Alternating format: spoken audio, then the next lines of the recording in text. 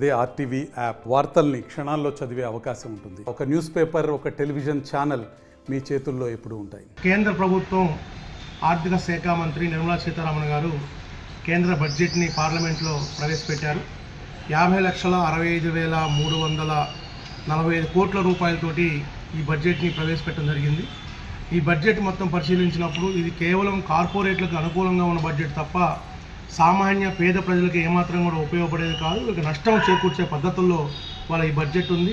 ప్రధానంగా కార్పొరేట్ శక్తులకు రాయితీలను కేటాయిస్తూ ఈ బడ్జెట్లో దాదాపు 13,145 కోట్ల రూపాయలు ఇవాళ పన్ను రాయితీలని వాళ్ళకి ఇచ్చినట్లుగా చాలా స్పష్టంగా కనబడతా ఉంది. అలాగే ప్రభుత్వ రంగ సంస్థలన్నింటినీ అమ్మే పద్ధతుల్లో, ప్రైవేటీకరించే పద్ధతుల్లో 100% FDIలని ఆహ్వానిస్తూ ఈ యొక్క బడ్జెట్లో పేర్కొనడం జరిగింది. ఈ రకంగా ప్రభుత్వ రంగ సంస్థలన్నింటినీ కూడా అమ్మేసేదానికి ఈరోజు ప్రభుత్వం పూనుకుంటున్న పరిస్థితి కనబడతా ఉంది. అలాగే పేదలకి, రైతాంగానికి, కార్మికులకి వ్యతిరేకమైన బడ్జెట్ ఇవాళ ఈ బడ్జెట్ ఉంది అనేది స్పష్టంగా ఉంది. ఎందుకంటే ఇవాళ ఉపాధి హామీ పథకం మన దేశంలో కొనుగోలు శక్తిని పెంచడానికి ఉపయోగపడేటువంటి పథకం ఏదైనా ఉంది అంటే అది ఉపాధి హామీ పథకం. గ్రామీణ ప్రాంతాల్లో కోట్లాది మంది వ్యవసాయ కార్మికులు, పేదలందరూ కూడా ఈ ఉపాధి పథకంలో పనులు చేసుకుంటూ వాళ్ళ యొక్క ఉపాధిని పెంచుకునే ప్రయత్నం చేస్తూ ఉన్నారు. అటువంటి ఉపాధి హామీ పథకానికి 2 లక్షల కోట్ల రూపాయలు పెంచాలి అని పదే రైతు సంఘాలు కానీ, వ్యవసాయ కార్మిక సంఘాలు కానీ చెప్తున్నప్పటికీ ఈ ప్రభుత్వం పెడచెవిన పెడతా ఉంది. మళ్ళీ ఈ సంవత్సరం కేవలం 86,000 కోట్ల రూపాయలు, అంటే గత బడ్జెట్లో ఏ నిధులు అయితే కేటాయించిందో ఈ బడ్జెట్లో కూడా సేమ్ అంతే నిధులు కేటాయించిన పరిస్థితి కనబడతా ఉంది. ఇది చాలా తీవ్ర నష్టమైనటువంటి పరిస్థితి ఉంది. అలాగే ఆహార భద్రతకి ఇవాళ కోట్ల మంది ప్రజలు రేషన్ కార్డుల మీద ఆహార భద్రత ఆధారపడి ఉన్నటువంటి పరిస్థితి ఉంది. అట్లాంటి ఆహార భద్రతకి ఇవాళ గత సంవత్సరంలో చూసుకున్నప్పుడు బడ్జెట్ 2,75,000 కోట్ల రూపాయలు, 75,000 కోట్ల రూపాయలు గత బడ్జెట్లో కేటాయింపు చేసింది. కానీ ఈ బడ్జెట్లో చూస్తే కేవలం 2,04,000 కోట్ల రూపాయలు మాత్రమే ఆహార భద్రతకి కేటాయించిన పరిస్థితి కనబడతా ఉంది. ఆహార భద్రతకి నిధులు కోత విధించడం అంటే పేదలకి అందేటువంటి ఏదైతే రేషన్ కార్డుల ద్వారా అందేటువంటి ఆహార సౌకర్యాలు ఉన్నాయో వాటిని తగ్గడమే. కాబట్టి ఇది పేదలకి నష్టదాయకంగా ఉన్నటువంటి పరిస్థితి ఉంది. అలాగే రైతాంగానికి సంబంధించి గత అనేక సంవత్సరాలుగా రైతులు పండించిన పంటలకు గిట్టుబాటు ధర కల్పించే పద్ధతుల్లో ఆ గిట్టుబాటు ధరకు సంబంధించినటువంటి ఒక చట్టాన్ని తీసుకురావాలని పోరాటం చేస్తూ ఉన్నారు. ఢిల్లీ పరిసర ప్రాంతాల్లో అనేక సంవత్సరం పాటు గత ముందటేడు ఎన్నికల ముందు సంవత్సరం పాటు దాదాపు రైతులు పోరాటం చేశారు. సుమారు 700 మంది రైతులు చచ్చిపోయారు. ఆనాడు ఈ కేంద్ర ప్రభుత్వం హామీ ఇచ్చింది, కానీ ఇప్పటివరకు హామీ నెరవేర్చలేదు. ఈ బడ్జెట్లో కూడా కనీసం ఆ కామన్ మినిమం ఏదైతే మద్దతు ధరకు సంబంధించిన చట్టం ఉందో ఆ చట్టాన్ని సంబంధించినటువంటి ఆ ఊసే లేనటువంటి పరిస్థితి కనబడతా ఉంది. అలాగే కార్మికులకు సంబంధించినటువంటి పరిస్థితి, కనీస వేతనానికి సంబంధించినటువంటి చట్టానికి సంబంధించినటువంటి మాట కూడా ఇవాళ ఈ బడ్జెట్లో లేదు. అలాగే యూరియాకు సంబంధించినటువంటిది ఇవాళ రైతులు పంటలు పండించాలంటే యూరియాకు సంబంధించిన సబ్సిడీ ఇంతకుముందు ఉన్నటువంటి సబ్సిడీని కూడా ఇవాళ కోత పెట్టినటువంటి పరిస్థితి కనబడతా ఉంది. అలాగే ప్రధానంగా ఇండ్ల నిర్మాణానికి ప్రధానమంత్రి ఆవాస్ యోజన పథకం కింద గతంలో ఆ ఇండ్ల నిర్మాణానికి నిధులు కేటాయించింది ఏదైతే ఉందో ఆ నిధులు కూడా ఇవాళ కోత విధించినటువంటి పరిస్థితి కనబడతా ఉంది. కాబట్టి మొత్తంగా చూసుకున్నప్పుడు ఈ బడ్జెట్ పేదలకి, కార్మికులకి, రైతాంగానికి వ్యతిరేకంగా ఉన్నటువంటి బడ్జెట్, సంపన్నులకి ఉపయోగపడేటువంటి బడ్జెట్ తప్ప ఇది పేదల బడ్జెట్ కాదనేటువంటిది అర్థం చేసుకోవాలి. ప్రధానంగా భద్రాచలం ఆ ప్రాంతంలో పోలవరం పేరుతోటి కేంద్ర ప్రభుత్వంలో ఉన్నటువంటి బీజేపీ మొదటిసారిగా అధికారంలోకి వచ్చినప్పుడే ఈ ప్రాంతంలో ఉన్నటువంటి 7 మండలాలని తీసుకువెళ్ళి ఆంధ్రాలో కలిపి ప్రాంతానికి అన్యాయం చేసింది. ఇవాళ ఈ బడ్జెట్ చూసుకుంటే ఈ బడ్జెట్లో పోలవరానికి సంబంధించి ఎత్తు పెంచేదానికోసం ఇవాళ ఆమోదించారు. గతంలో పోలవరానికి సంబంధించి కేవలం 39.1 అడుగు మాత్రం ఉన్నటువంటి దాన్ని ఇవాళ 41.15 మీటర్ల ఎత్తు నీళ్లు ఉండే పద్ధతుల్లో వాళ్ళు ఆమోదించడం జరిగింది. అలాగే దానికి కేటాయింపులు కూడా ఇవాళ పెంచినటువంటి పరిస్థితి ఉంది. గతంలో 30,436 కోట్ల రూపాయలు నిధి కేటాయింపు ఉంటే ఇవాళ దాని అంచనాలు పెంచి సుమారు 5,906 కోట్ల రూపాయలు ఇవాళ దానికి పెంచి నిధులు ఇస్తున్నట్టు పరిస్థితి కనబడతా ఉంది. ఇది భద్రాచలం ప్రాంతంలో ఉన్నటువంటి పోలవరం బ్యాక్ వాటర్ తోటి ఈ ప్రాంతం మొత్తం కూడా మునిగేదానికి అవకాశం ఉంది. కాబట్టి ప్రభుత్వం కేంద్ర ప్రభుత్వం ప్రకటించాలి అంటే అసలు పోలవరం ముంపు భద్రాచలం ఎంత మేర ఉందో ఒక స్పష్టత ఇవ్వాలి.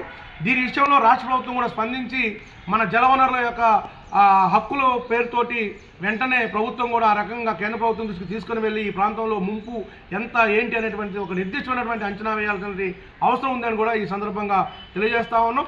అదే సందర్భంలో ఉమ్మడి జిల్లాకు సంబంధించినటువంటి అనేక అంశాలు ఇవాళ మన బడ్జెట్లో కేటాయించలేదు. కనీసం రైల్వే సంబంధించిన లైన్ గురించి మాట్లాడలేదు, అలాగే బొగ్గు గనుల గురించి మాట్లాడలేదు, బయ్యారం ఉక్కు ఫ్యాక్టరీ గురించి మాట్లాడలేదు. ఇలా అట్లాగే కొత్తగూడెంలో విమానాశ్రయం సంబంధించినటువంటి దానికి సంబంధించిన నిధులు ప్రస్తావనే లేదు. కాబట్టి ఉమ్మడి ఖమ్మం జిల్లాకు కూడా తీవ్ర అన్యాయం ఈ బడ్జెట్లో జరిగింది. మొత్తం తెలంగాణకే తీవ్ర అన్యాయం జరిగింది. తెలంగాణకు అసలు నిధులు లేవు.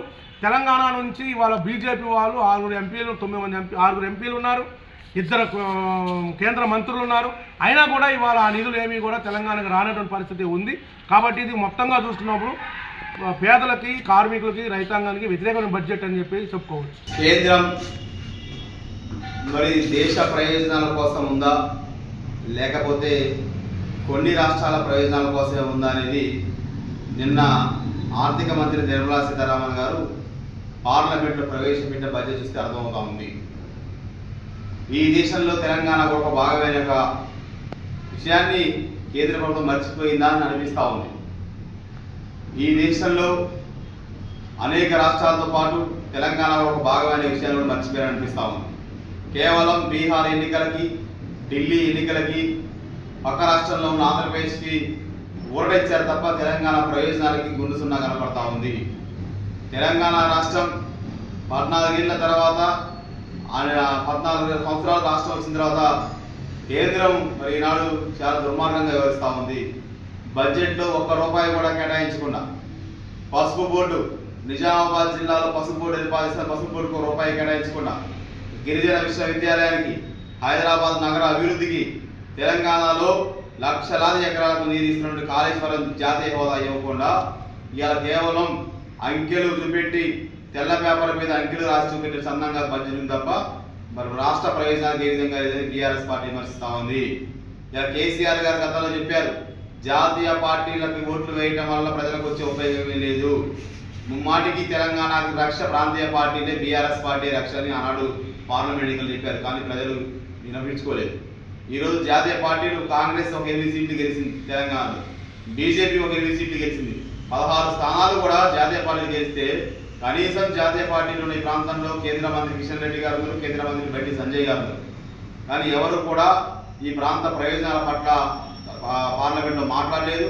ముఖ్యంగా హైదరాబాద్ అభివృద్ధి కోసం, హైదరాబాద్ ప్రపంచంలో విశ్వనగరంగా ముందుకు పోతున్న అభివృద్ధి కోసం హైదరాబాద్ డెవలప్మెంట్ కానీ, అదేవిధంగా మిగతా తెలంగాణ రాష్ట్రాల్లో ఉన్నటువంటి మిగతా ప్రయోజనాలకి ఈ విధమైన ప్రయోజనం తెలంగాణకు చేకూరుందనే విషయం కూడా ఈ యొక్క బడ్జెట్లో లేదు.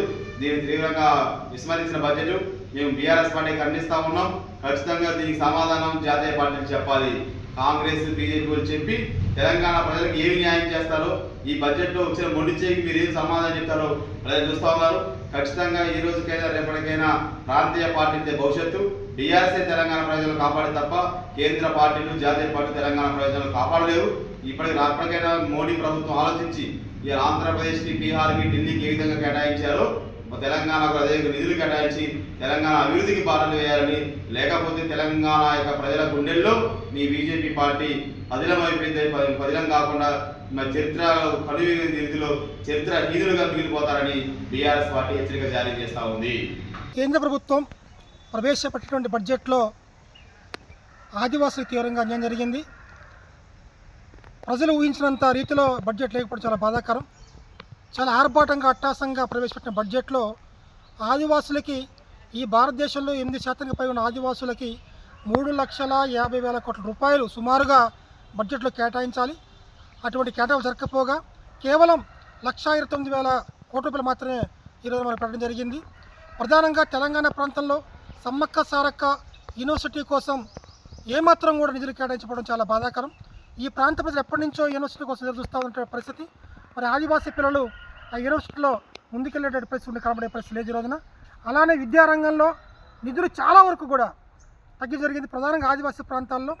ఈరోజు గ్రామీణ ప్రాంత అభివృద్ధి కోసం మరి ఏమాత్రం కూడా శ్రద్ధ చూపించిన పరిస్థితి లేదు. గ్రామీణ ప్రాంతం అంటేనే ప్రధానంగా ఆదివాసీల యొక్క గ్రామాలు, ప్రాంతాలు వస్తాయి. అటువంటి ప్రాంతాల్లో మౌలిక సమస్యల యొక్క పరిష్కారం కోసం మరి బడ్జెట్లో ఏమాత్రం కనిపించలేదు.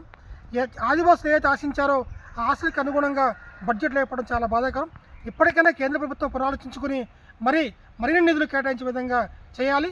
అలాగే ఈ భారతదేశం ఉన్నటువంటి ప్రిమిటివ్ ట్రైబల్ గ్రూపులకి ప్రత్యేక నిధులు బడ్జెట్లో వారి కోసము ప్రిమిటివ్ ట్రైబల్ గ్రూపుల కోసం బడ్జెట్లో ప్రత్యేకంగా నిధులు కేటాయించి మేము డిమాండ్ చేస్తూ ఉన్నాం. అటువంటి నిధులు కేటాయించకపోతే అంతరించిపోతున్న జాతులు అయితే ఉన్నాయో ప్రిమిటివ్ గ్రూపుల్లో ఇవి అంతరించిపోయే ప్రమాదం ఉంది.